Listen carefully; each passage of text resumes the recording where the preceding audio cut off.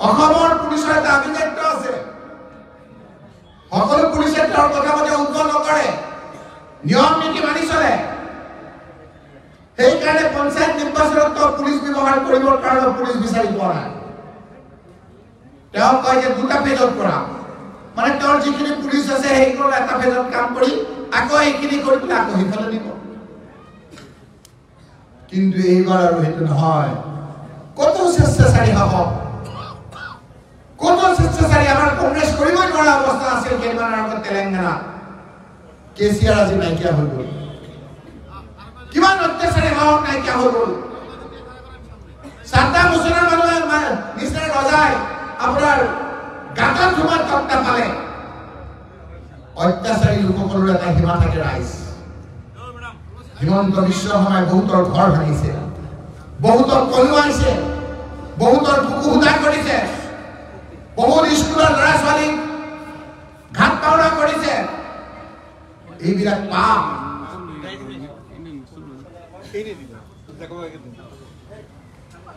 মুখ্যমন্ত্ৰী ডাঙৰীয়াই কৈছে যে পাপ কৰিলে দেশ হয় এই পাপ কৰিলে নেদেখাজনৰ মাৰ যেতিয়া হয় তেতিয়া কিন্তু শব্দ নহয় সেইকাৰণে ৰাইজ আজি সময়ৰ আহ্বান আজি সৃজন গ্ৰামত যেনেকৈ আপোনালোকে ওলাই আহিছে তাৰ আগজাননী দিছে যে 2026 আগত হিমন্ত বিশ্ব শৰ্মা চৰকাৰ পতন হ'ব আৰু কংগ্ৰেছৰ নেতৃত্বত চৰকাৰ হ'ব মই কেৱল আপোনালোকক অনুৰোধ কৰিম যে যিবিলাক অত্যাচাৰী হয় হিমন্ত বিশ্ব শৰ্মাৰ কথা মতে বিভিন্ন ধৰণৰ ইলিগেল কামত জড়িত হৈ আছে সেই লোকসকলক ডায়েৰিয়া কৰাত তেওঁলোকৰ নাম লিখি ৰাখিব লাগিছে মই আপোনালোকক কৈ গ'লো আমি লিখা আৰম্ভ কৰিছো এটাকে বিচাৰ হ'ব যিসকলে অন্যায়ভাৱে আমাৰ মানুহক অত্যাচাৰ কৰিছে সেইসকলৰ বিৰুদ্ধে ব্যৱস্থা লোৱা হ'ব সেইকাৰণে ৰাইজ আজি আপোনালোকৰ ওচৰলৈ আহিছো এতিয়া আমাৰ কোনো কাৰণ নাই পঞ্চায়ত নিৰ্বাচন আহি আছে পঞ্চায়ত নিৰ্বাচনত দলত যিটো দল থাকে সেই দলে নিজৰ চিম্বল খেলিবলৈ বিচাৰে কিন্তু হিমন্ত বিশ্ব শৰ্মা ডাঙৰীয়াই ভয় নিজৰ চিম্বলটোত নিজৰ পদুম ফুলত তেওঁ কৰা কামৰ কাৰণে ৰাইজে সমৰ্থন নকৰিব বুলি ভাবি এইবাৰ আকৌ ৱাৰ্ডত তেওঁ চিম্বল এটা নাইকিয়া কৰি পেলাইছে আমাৰ চৰকাৰ থকা অৱস্থাত আমি কাম কৰোঁ কাৰণে আমি চিম্বল বিচাৰোঁ ৰাইজৰ কাম কৰোঁ কাৰণে চিম্বল বিচাৰোঁ তেওঁ এতিয়া কৈছে যে চিম্বল নাথাকাকৈ ভোট হ'ব ৱাৰ্ড মেম্বাৰক আমি কৈছো যে ৱাৰ্ড মেম্বাৰে হওক জিলা পৰিষদে হওক পঞ্চায়তে হওক আঞ্চলিক পঞ্চায়তে হওক আমি আপোনালোকক কৈ দিম যে এইখিনি কংগ্ৰেছ নাভাবে কেৱল মন্ত্ৰী হোৱাৰ ক্ষেত্ৰত ইমান কষ্ট কৰি কৰা সেই আঞ্চলিক দলটো ধূলিহাত কৰি দিলে সেইকাৰণে আজি আপোনালোকে চাওক যে এজিপি দলৰ এমএলএ ইলেকশ্যন এজত আহি আমাৰ ইয়াত জইন কৰিছে সেইকাৰণে ৰাইজ আজি আপোনালোকক আমি পুনৰবাৰ ধন্যবাদ জনাইছো আপোনালোকক আমি স্বাগতম জনাইছো আৰু আপোনালোকক আমি কথা দিছো আমাৰ সভাপতি ডাঙৰীয়াই কৈছে যে উপযুক্ত ভিত্তিত আপোনালোকক কাম কৰিবলৈ সুবিধা দিম সকলোকে কৈছো যে আমি এজিপি বিজেপি দিছে নহয় আপোনালোকে আজি কংগ্ৰেছত অংশগ্ৰহণ কৰিছে এইটো নহয় যে আপোনালোকে নতুন কংগ্ৰেছী আজি আপোনালোকে জইন কৰাৰ পিছত আপোনালোকৰ যিমান কংগ্ৰেছৰ অধিকাৰ মোৰ যিমান অধিকাৰ আপোনালোকৰ সমান অধিকাৰ থাকিব প্ৰত্যেকজন আমাৰ আজি অংশগ্ৰহণ কৰা আমাৰ কংগ্ৰেছৰ নতুন বন্ধুসকল আপোনালোকে আজিৰ তাৰিখৰ পৰা নতুন নহয় আপোনালোকে আজিৰ পৰা আপোনালোকৰ সমান অধিকাৰ থাকিব নিজৰ যোগ্যতাৰ ভিত্তিত আমি আপোনালোকক ব্লক কংগ্ৰেছৰ পৰা প্ৰদেশ কংগ্ৰেছলৈকে কাম কৰিবলৈ আমি সুবিধা দিম এইটোৱে হ'ল আমাৰ কংগ্ৰেছ আৰু বহুত কথা পাতিবলগীয়া আছে আপোনালোকৰ লগত মই ৰাতিপুৱা গোৱালপাৰাত মিটিং কৰিলোঁ সৃজন গ্ৰামত এতিয়া কৰিম এতিয়া ফোন আহি আছে আকৌ আপোনাৰ বৰপেটাত মিটিং আছে কিন্তু আমাৰ খণ্ডকাৰ ডাঙৰীয়াই কৈছে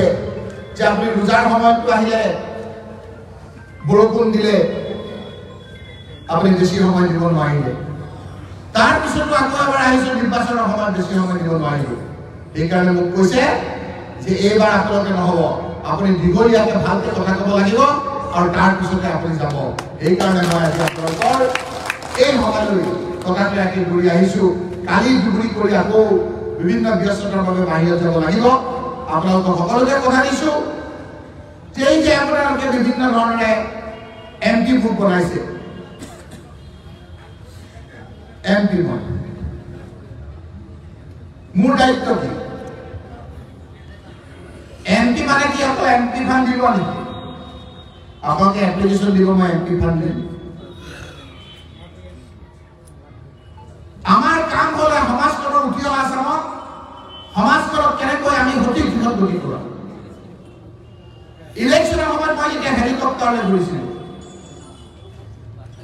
যেতিয়া মই চৰত নাও লৈ গৈছিলোঁ যেতিয়া মই মটৰ চাইকেলেৰে গৈছিলোঁ যেতিয়া মই গাড়ীৰে গৈছিলোঁ বিভিন্ন সময়ত যেতিয়া মানুহৰ লগত কথা বতৰা পাতিছিলোঁ সেইখিনিৰ পৰা মই যিখিনি জ্ঞান অৰ্জন কৰিছোঁ সেইখিনি মই এইকেইটা দিনৰ ভিতৰত কি কৰিছোঁ তাৰ দুটামান কথা মই ক'ব বিচাৰিছোঁ গতানুগতিক MP হৈ থাকিব বিচৰা নাই কেইদিনমানৰ আগত ৰাতি মই ফোন কৰিলোঁ খণ্ডকাৰক ফোন কৰিলোঁ মই প্ৰদীপ চৰকাৰক তোমালোক শুই গলা নেকি অহা পৰহি ধুবুৰীলৈ যাব লাগিব বোলে কিয় বোলে তোমালোকৰ ইয়াত থকা 10জন খেতিয়কক লৈ ধুবুৰীলৈ যাব লাগিব খেতিয়কক লৈ কিয় যাব লাগে মই কৈছোঁ যে প্ৰত্যেকটো 11টা সমষ্টিৰ 11টাৰ 10জন 15জনকে খেতিয়ক লৈ আমি খেতিয়কসকলৰ লগত উদ্যোগপতিসকলৰ লগত এখন কথা বতৰা ইণ্টাৰেকশ্যন ছেছন কৰিম একো বুজি পোৱা নাই কি কৰিলোঁ জানে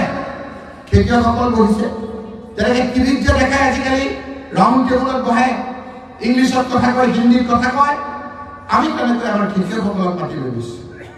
ডাঙৰ ডাঙৰ ইণ্ডাষ্ট্ৰিয়েলিষ্টক মাতি লৈ গৈছোঁ ডাঙৰ ডাঙৰ এডুকেশ্যনিষ্টক মাতি লৈ গৈছোঁ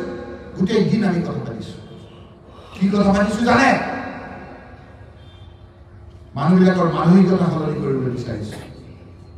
আজি আপোনালোকে গোটেইখিনি ঘূৰি পেলাই বহু কথা মোৰ লগত পাতিলে মোক ভালো নাপাব পাৰে কিন্তু এই কথাবিলাক মই কৈয়ে থাকিম আৰু এইবিলাক কৈ আমি সফলতা অৰ্জন কৰিমেই আমি দেখিছোঁ যে বহু কষ্ট কৰি আমাৰ ইয়াৰ মানুহে খেতি কৰে চেঙা অঞ্চলত বিভিন্ন ঠাইত দেখিছোঁ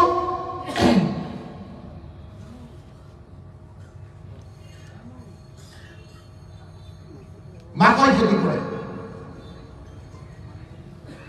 মই সুধিম তেওঁলোকক যে আপোনালোকে ইমান যে মাকৈ খেতি কৰে কি লাভ হ'ল ক'ত বেচে ক'লে মাকৈ আমাৰ ইয়াৰ পৰা লৈ যায় যিজনে লৈ যায় তেওঁৰ লগত কথা পাতিলোঁ যে তুমি ক'ত বেচা বোলে মোৰ পৰা আৰু এজনে লৈ যায় সেইজনৰ লগত কথা পাতিলোঁ ক'লে কি হ'ল বোলে গুৱাহাটীৰ এজনে লৈ যায় গুৱাহাটীৰ এজনক সুধিলোঁ যে ক'ত যায় বোলে আমাৰ ইয়াৰ পৰা কেলকাতালৈ লৈ যায় মই আলুগুটি চহৰলৈ আহি থাকোঁতে দেখিলোঁ যে ধুনীয়া ধুনীয়া পেকেটত মাকৈৰে বনোৱা বিভিন্ন বস্তু 10 টকা 5 টকা লয় খুলি মই চবে বিলাই পেলাই চালোঁ যে মেনুফেকচাৰিং হৈছে কেলকাতা মই ভাবিলোঁ যে আমাৰ ইয়াৰ পৰা মাকৈ লয় আমাৰ ইয়াৰ পৰা মাকৈ কিনে 5টা 7টা মধ্যভোগীৰ যোগেদি বিক্ৰী কৰাৰ পাছত কেলকাতাত গৈ হায়দৰাবাদত গৈ সেইখিনিকে পেকেজিং কৰে আৰু পেকেজিং কৰি আমাৰ ইয়াতে আকৌ বেচিবলৈ আহে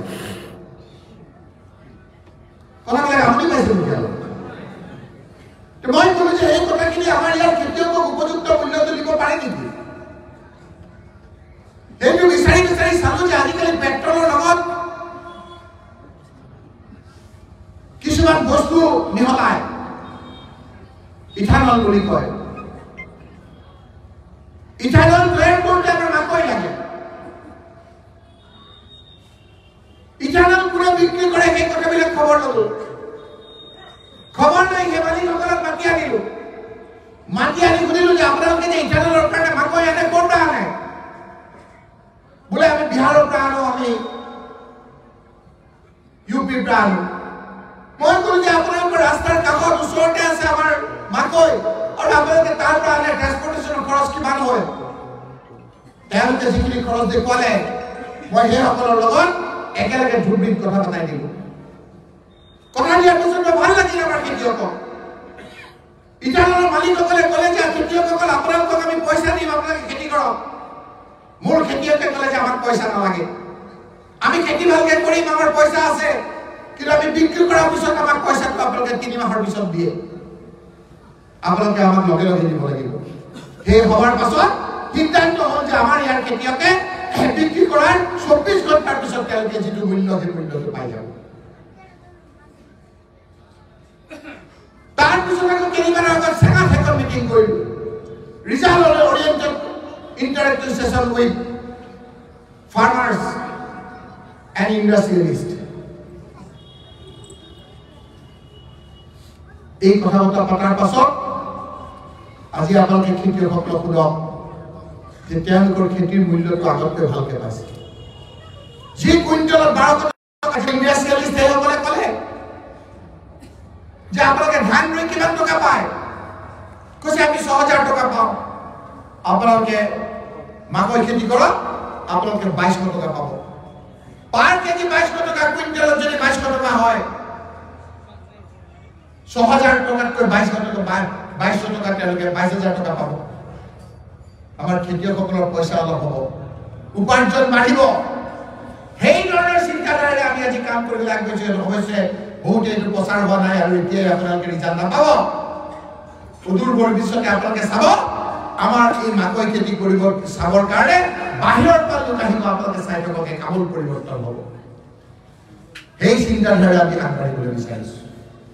এতিয়া কথা হ'ল যে খেতিয়কসকলৰ পইচা হ'ল উপাৰ্জন বাঢ়িলে খেতিয়কসকলে ভালকে ল'ৰা ছোৱালীক কাপোৰ কানি দিলে ভালকে খালে কি লাভ হ'ব মই ক'লো যে সেইটো নহয় খেতিয়কসকলৰ পইচাটো ক'ত খৰচ কৰিব সেইটো আমি ইয়াতে দেখুৱাই দিম ক'ত খৰচ কৰিব খেতিয়কসকলে খেতিয়কসকলৰ বহুত ল'ৰা ছোৱালী পঢ়োৱা নাই ভালকৈ পঢ়াব লাগিব আমাৰ খেতিয়কসকলৰ ল'ৰা ছোৱালী এনেকুৱা বহুত ল'ৰা ছোৱালী আছে যিসকলৰ মেধা আছে কিন্তু ক'ত পঢ়িব লাগে কেনেকৈ পঢ়িব লাগে সেই কথাবিলাক নাজানে আমি বিহাৰত কেৱল আমি ভাবো যে ৰিক্সাৱালা ঠেলাৱালা থাকে কিন্তু আমি বহুতে নাজানো যে ইয়াত এছপি আৰু ডিচিও ইয়াত বিহাৰৰ পৰাই আহে কাৰণ বিহাৰত বিভিন্ন ধৰণৰ কম্পিটিটিভ এক্সামিনেশ্যন বিলাকত ক'ত পঢ়িব লাগে তেনেকুৱা বহুত ইনষ্টিটিউট আছে মই সেই ইনষ্টিটিউটৰ লোকসকলক মাতি আনিলো মাতি আনি ক'লো যে মোৰ খেতিয়কসকলক তোমালোকে ভালকৈ ইয়াত ইনষ্টিটিউট কৰি যিসকল মেধা আছে ক'ত পঢ়াব লাগে তোমালোকে শিকাব লাগিব আজি আপোনালোকে বহুতে জানে বহুতে নাজানে আমাৰ এই ধুবুৰী সিজনগ্ৰাম অঞ্চলৰ বহুত ল'ৰা ছোৱালী বুজাই পঢ়ে যিসকলৰ পইচা পাতি আছে তেওঁলোকে পঢ়াব পাৰে এটা ল'ৰা ছোৱালী পঢ়াওঁতে কিমান টকা লাগে জানে 2 লাখ টকা লাগে মই ক'লো সেই ইনষ্টিটিউটৰ লোকসকলক মাতি আনি কোটা ৰাজস্থানৰ কোটা য'ত কৰিলে IIT পায় বুলি ভাবে সেই কোটাৰ পৰা ৰিচোৰ্চ পাৰ্চন আনি আজি আমি সিজনগ্ৰাম গোৱালপাৰা ধুবুৰী মানকাছাৰত আমি সেই ধৰণৰ ইনষ্টিটিউট খোলাৰ কথা ভাবিছো ভাবি পেলাই কৈছো এই যে আমাৰ যে সিজন আমাৰ যে মাকৈ বেচা যে আমাৰ খেতিয়কসকল আছে যিসকলে উপাৰ্জন অকমান আগতকে বাঢ়িছে সেই ল'ৰা ছোৱালীসকলে তোমালোকক 2 লাখ টকা দিব নোৱাৰে কিন্তু তোমালোকে ফ্ৰীও পঢ়াব নালাগে এই 2 লাখ টকা ল'ৰা ছোৱালীসকলক অদূৰ ভৱিষ্যতে অহা সিজনত সকলোকে নহ'লেও কিছু সংখ্যকক আমি যিসকলক 2 লাখ টকাকে পঢ়িব লাগিছিল সেই খেতিয়ক দুখীয়া ল'ৰা ছোৱালীসকলক 30,000 40,000 পঢ়াৰ ব্যৱস্থা আমি কৰি দিম মই আপোনালোকক কথা দিছোঁ সেই ধৰণৰে আমূল পৰিৱৰ্তনৰ চিন্তাধাৰাৰে আজি আমি সমাজক আগবঢ়াই লৈ যাবলৈ বিচাৰিছো আৰু মই কৈছো আমাৰ দুখীয়া ল'ৰা ছোৱালীসকলক যে তোমালোকে ভালকে পঢ়া কোভিডৰ সময়ত মই মোৰ এজন সমষ্টি সামগ্ৰী সমষ্টি আগৰ সমষ্টিৰ এজন মানুহৰ ঘৰলৈ গৈছিলো জনজাতি মানুহ ট্ৰাইবেল মানুহ মোক খুব ভাল পায় তেওঁৰ কোভিড হৈছিল মৰাৰ পৰা বাচিলে মই তেওঁৰ ঘৰলৈ খবৰ ল'ব গৈছো মোতকৈ এজন ওচৰত থকা বেলেগ মানুহক তেওঁ গুৰুত্ব দিছে মই ভাবিলো কি হ'ল মোক আগতে মানুহজনে ইমান গুৰুত্ব দিয়ে আজি মই আহিছো মোক বহিব দিয়ে এই মানুহজনক বেছি গুৰুত্ব দিছে মই সুধিলো দাদা এই মানুহজন কোন কি কৈছে জানে এই মানুহজন মোৰ ঈশ্বৰ বোলে কেনেকৈ যে মোক সকলো চৰকাৰী নাৰ্ছিং হোমে ক'লে যে মই কোভিডৰ সময়ত মই মৰি যাম কিন্তু এইজন ডাক্তৰে মোক চেষ্টা কৰি মোক বচালে মই এজন কোন ডাক্তৰ এই ডাক্তৰ হ'ল এজন চৰ অঞ্চলৰ ডাক্তৰ বহু কষ্ট কৰি তেওঁ পঢ়ি আহিছে পঢ়ি আহি মানে এখন নাৰ্ছিং হোম খুলিছে চৰকাৰী চাকৰি নাপাম বুলি কৈ আৰু সকলো জাতি জনগোষ্ঠীৰ মানুহক কোভিডৰ নিচিনা বেমাৰত তেওঁ বচাইছে সেইকাৰণে মই মোৰ ল'ৰা ছোৱালীক কৈছোঁ যে মোৰ এই মাকৈ খেতি কৰা খেতিয়কসকলৰ ল'ৰা ছোৱালীৰ মাজতো তেনেকুৱা ধৰণৰ ছোৱালীক আমি ডাক্তৰ বনাব লাগিব ভাল ডাক্তৰ বনাই ছুপাৰ স্পেচিয়েলিষ্ট বনাব লাগিব ছুপাৰ স্পেচিয়েলিষ্ট বনাই আমাক শিক্ষা কৰি তিৰস্কাৰ কৰাই কি হিমন্ত বিশ্ব শৰ্মা ডাঙৰীয়াৰ দৰে লোকৰ যদি কেতিয়াবা বেমাৰ আজাৰ হয় আমাৰ এই চৰ অঞ্চলৰ ছুপাৰ স্পেচিয়েলিষ্ট ছোৱালীয়ে আমি ভাল কৰি তেখেতক কম যে যাওঁ আপোনাক আমি ভাল কৰি দিছোঁ আপুনি এটা কাম কৰক সেই ধৰণেৰে আমি আজি কাম কৰিবলৈ আজি আগবাঢ়িছোঁ আপোনালোকৰ সহায় বিচাৰিছোঁ বহু আপোনালোকৰ বিভিন্ন ধৰণৰ কথা ক'ব এই সময়খিনিত আমাৰ মাজত বিবেক আনিব বিচাৰিছোঁ আমি সকলো জাতি জনগোষ্ঠী এক হৈ থাকিব লাগিব হিমন্ত বিশ্ব শৰ্মাৰ টিম মুকলিছে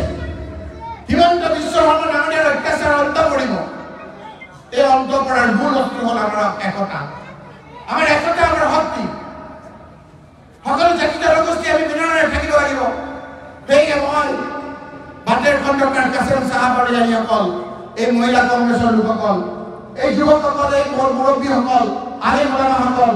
যিসকলৰ প্ৰচেষ্টাত এই লোকসকলে আজি অংশগ্ৰহণ কৰিছে তেখেতসকলক মই মোৰ হিয়া ভৰা ওলগ অভিনন্দন আৰু স্বাগতম জনাইছোঁ আপোনালোকৰ শক্তিয়ে আজি গোটেই অসমত এক বাৰ্তা পঠিয়াইছে এই বাৰ্তা আমি কঢ়িয়াই লৈ যাম সকলো জাতি জনগোষ্ঠী একতাৰে অত্যাচাৰী হিমন্ত বিশ্ব শৰ্মা ডাঙৰীয়াৰ শাসনক অন্ত কৰিব আৰু সকলোৱে আমি নিজৰ পৰিয়ালটোলৈ সুখে শান্তিৰে থাকিব পাৰিম বহু অত্যাচাৰ কৰিছে হাতীৰে ভাঙিছে ঘৰ জপিয়াই মাৰিছে আমাক বিভিন্ন জাতি জনগোষ্ঠীক আজি হিংসাৰ দাবানৰে আমাক আজি ভয়ত তস্ত্ৰবান কৰিছে এই অত্যাচাৰী শাসন অন্ত কৰিব এই কথাৰে আপোনালোকক আজি দীঘলীয়া কৰাৰ কাৰণে মই আপোনালোকৰ ওচৰত ক্ষমা বিচাৰি পুনৰবাৰ যিসকলৰ প্ৰচেষ্টাত ইমান সুন্দৰ এখন সভা হৈছে সেইসকলক মই ধন্যবাদ আৰু কৃতজ্ঞতা জনাই আৰু আপোনালোকৰ এমপি ফাণ্ডেৰে যি আমি আজি 5 লাখ টকাৰ আধাৰ জিলা কৰিছোঁ সেই আধাৰ জিলাও মই কৰিলোঁ বুলি ঘোষণা কৰি পুনৰবাৰ উদ্যোক্তাসকলৰ শলাগ লৈ আপোনালোকে অংশগ্ৰহণ কৰা সকলক মই আদৰণি জনাই আপোনালোকৰ আশীৰ্বাদ লোৱা বিচাৰি মোৰ বক্তব্য ইমানতে শেষ কৰিছোঁ ধন্যবাদ জয় হিন্দ জয় অসম